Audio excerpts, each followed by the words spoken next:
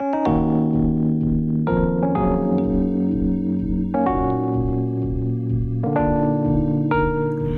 everyone, welcome back to my channel. My name is Kara and today I'm going to be telling you about my experience with intermittent fasting. Before I start, I just want to say, disclaimer, I'm not a doctor. Don't listen to me for advice. I'm just sharing my personal experience in hopes that it can help someone. Now let's begin. I can't remember exactly when or how I discovered intermittent fasting, but it was probably around 4 years ago. I was starting college, I was gaining weight, I felt uncomfortable, and I was probably looking for weight loss solutions. So that's probably how it started and how I found intermittent fasting. In college, my schedule was pretty inconsistent, meaning I could do what I wanted to, when I wanted to do it. Not only because I would choose my own classes each semester, but besides that, I could choose to eat whenever I wanted. So that can either be a good thing or a bad thing, and for me, it was mostly a bad thing. So I started trying to regulate my eating a little bit more by experimenting with intermittent fasting. I started intermittent fasting with the common 16-8 schedule, which means a 16-hour fasting period,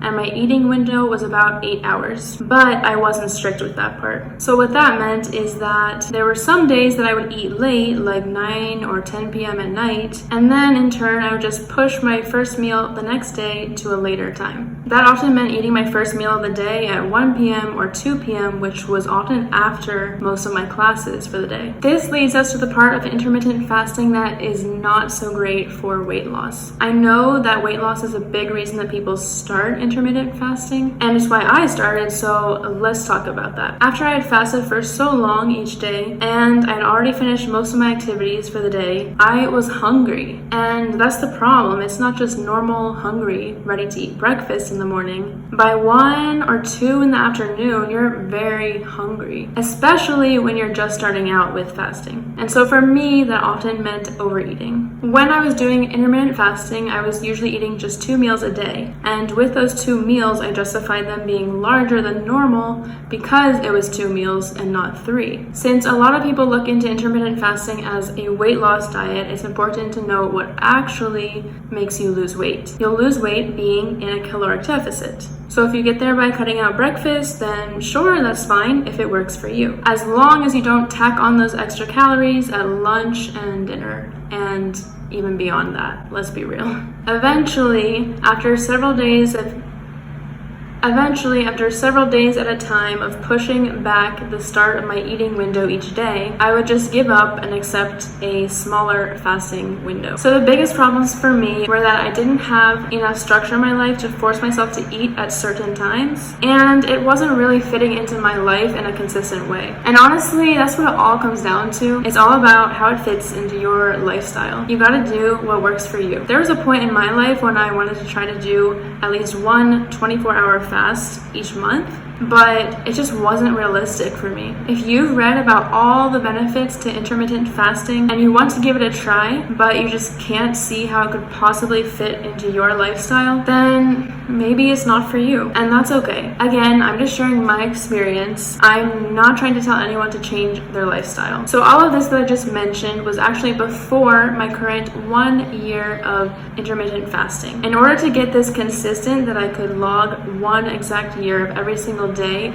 intermittent fasting, I had to make it work for me. I had to make it fit into my life. And what that means for me is being more flexible with the scheduling and listening more to my hunger cues. I wanted to focus more on just living life and moving away from unhealthy, inconsistent intermittent fasting towards a more healthy, consistent, and mindful way of intermittent fasting. On my habit tracking app, which is called Strides, by the way, not sponsored, but also I use the free version, so I set the minimum to 12 hours in order to be able to check off that habit for the day. If you're a strict intermittent faster, that might not even be fasting for you, but as I mentioned, this is what worked for me. This is what allowed me to be consistent. Over the past couple years, before my 1 official year of being consistent started, I would often notice that when I was going for the 16-hour fast, the first hunger pangs would come at about 12 to 13 hours in. So I learned just to drink a lot of water around that time. Now, however, that is when I usually break my fast. Around 12 to 13 hours after my last meal of the previous day is when I eat my first meal of the next day. Because honestly, if my body is telling me that it's hungry 13 hours in, I should probably eat. And that's what I mean by prioritizing flexibility and listening to my hunger cues. If I'm hungry, that probably means I should eat. Now, of course, for weight loss, there is a recommendation that says if you feel hungry, drink water first. Especially if you're hungry in between meals and you find yourself snacking, then that is what the recommendation is mainly talking about, because you may just be dehydrated. But in the past year, being consistent with intermittent fasting, weight loss was not one of my top priorities. Anyways, that is another topic for another day, but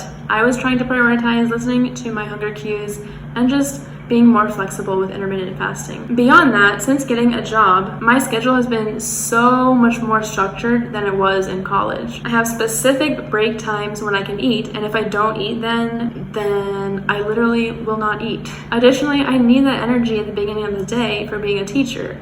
I don't want to be a hangry teacher in the mornings. So when I say I did intermittent fasting for 1 year, that just means for me that I waited at least 12 hours between my last meal of one day and the first meal of the next day. There was at least one time that I can think of where I wasn't quite to the 12 hours. I was on a hike with a group and we got to the location. They said, everybody eat breakfast now. And if I had waited another half hour to be able to be the exact 12 hours, then I would not have eaten. Everyone's not going to stop for me to eat breakfast. So allowing myself the grace to be flexible like that, to just live life, as I mentioned, was one of my priorities in moving from unhealthy, strict, inconsistent intermittent fasting towards a more healthy, consistent, and mindful way of intermittent fasting. Now I've gotten in a pretty regular routine of eating 3 meals a day with minimal snacks. That means I do eat breakfast now, which honestly is kind of a relief. I've always really enjoyed breakfast, so allowing myself to eat breakfast again, as simple as it sounds, has made me a less hangry person in the mornings, for sure. Having said that, I noticed that there are times when I fast for longer, 16, 18, or even 20 hours. And those times are on weekends or on days when I'm not working. I think this is a direct result of my life being a little bit less structured when I'm not working, but also it has to do with my workout schedule. So personally, I prefer working out in the morning, so if I have that option, I will. And I often won't eat until after my workout. So that helps me push back the first meal of the day to a little bit later. Currently, on Saturdays specifically, I usually don't eat until around 16 to 20 hours after my last meal on Fridays. And those are usually the only days of the week that I don't have breakfast. Now, if we look at my habit tracking app, you can see how the hours vary from close to 12 or 13 on weekdays with spikes of up to 20 hours on weekends. I've also noticed that now that I'm consistently eating breakfast again, I rarely eat past 8 p.m. I think I had a really unhealthy mindset where I was very conscious of the fact that I would not be eating until a later time the next day. So I would eat later the day before as a way to prepare myself for that. And that is definitely not the point of intermittent fasting. You shouldn't be in that mindset, especially if you're trying to lose weight. So I am thankful that I've moved on from that habit. Now I want to answer some frequently asked questions about intermittent fasting in general. The first question is, does fasting make you think about food less? Some people say that fasting makes them think about food less because they only have to worry about 2 meals each day instead of 3, and there's a significant portion of the day that you spend without eating. I, on the other hand, found myself just counting down the hours until I could eat, and I was just thinking about everything that I wanted to eat, everything I had in the house that I could eat when I broke my fast. If you're doing it wisely, however, you are supposed to plan your first meal after you break your fast, so that you're not just going crazy eating everything in sight. I can't say I ever purposefully did that. Next question, does intermittent fasting help with weight loss? So I already briefly mentioned this, but if you're being smart and eating less during your eating window, then yes, you can lose weight. But if you're just eating whatever you want because you think, oh, I didn't eat for 16 hours, so I'm just gonna eat whatever I want to in these 8 hours, I hate to be the one to break the news to you, but that's not really gonna work.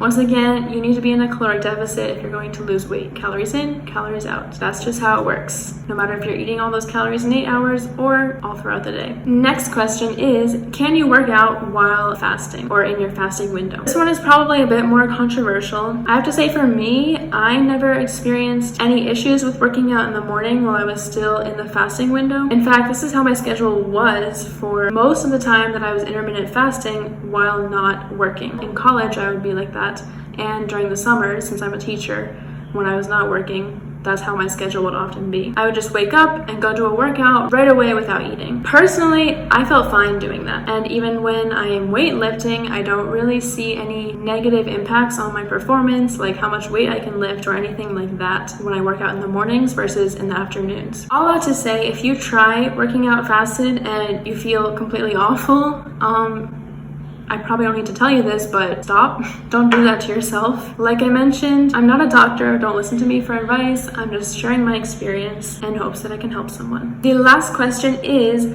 does intermittent fasting get easier with time? Yes, in my experience, I would say it does. As I mentioned, now currently I'm breaking my fast closer to the time when I first get hungry each day, which is around 12 or 13 hours, rather than just ignoring my hunger. But even on days when I do fast for longer, it's not that difficult for me, which I believe is because of all the months that I spent trying to aim for that 16-hour fasting window, no matter how late I ate the day before. I also think that working out in the morning helps with that because it keeps me distracted, it gives me something to do, so I'm not just lurking around the kitchen. As I mentioned, I often fast up to 20 hours before eating on Saturdays, and getting in an early morning workout is just a great way to fill that time. So you spend less time near the kitchen and less time thinking about food. So it does get easier with time, but it also helps if you keep yourself busy and productive during those fasting hours. That brings us to the end of today's video. Those are the only questions I feel like I can answer based on my personal experience. There are many other questions for scientists and doctors about the more scientific and medical effects and benefits of intermittent fasting. If you want